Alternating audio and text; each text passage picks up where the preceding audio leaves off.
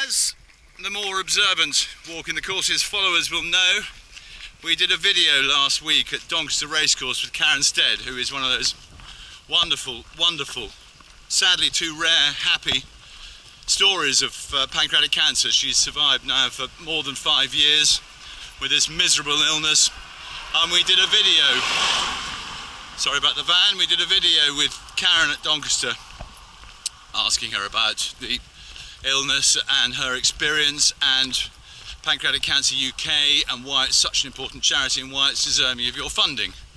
Well, I have been very fortunate to spend the last day and a bit walking with the chairman of Racing Welfare, Joey Newton, who has come along to show his support for this rather harebrained scheme of mine, and it seems like a heaven-sent opportunity to ask Joey a few questions about racing welfare.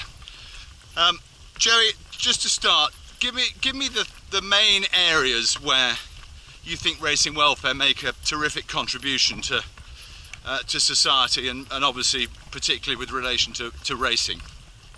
The three real areas that we can help people is housing of the young coming in the industry in our 4 centres at Midland, Malton, Lambourne and Newmarket. The old with the retired houses that we have in Newmarket, West Ilsley and Lambourne, and then the general day-to-day things that go wrong in people's lives. Depression, debt, housing, and any amount of redirection and signposting that we do for many of our clients during the year. Okay, and how is that work done in terms of personnel and bases and so on and so forth? Well, we have a number of welfare offices through the country. We also have a number of other welfare offices that are not based in those offices, that are not completely UK-wide, but that would obviously be one of our aims, to spread that, where people can contact them. They can either do it via the helpline, which is a major asset to the industry, or make an appointment through the offices, and someone will either come and see them or they'll go and see someone at one of the offices. And I've rather been of the overall impression that the profile of racing welfare within the racing industry itself and within the racing public is perhaps not as high as, certainly in my opinion, it deserves to be. What would you say to that? Well, racing has created this incredible organisation to help their employees, and it's an absolute jewel in the crown jewels. But we don't think that people recognise what a success it's been, and also they need to see it in that respect. But racing should be incredibly proud of racing welfare.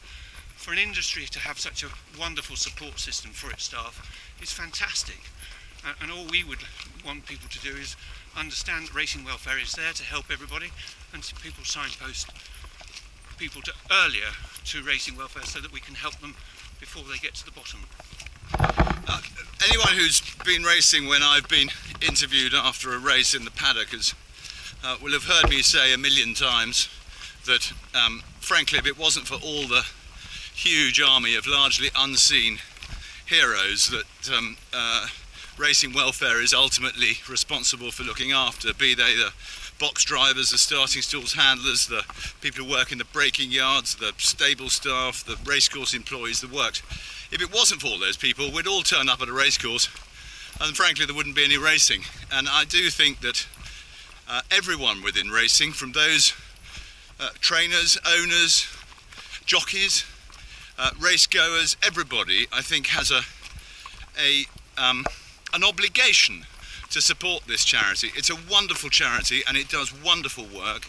It deserves a higher profile, and I very much hope that it will get that, along with very much improved funding, because the work that it does, I think, is absolutely first class, and the work that it could do with more resources would genuinely be life-changing. I've met a number of people along the way whose lives have been materially and significantly changed for the good by racing welfare, and it would be terrific if they had more funding and more resources and more bodies to be able to help more.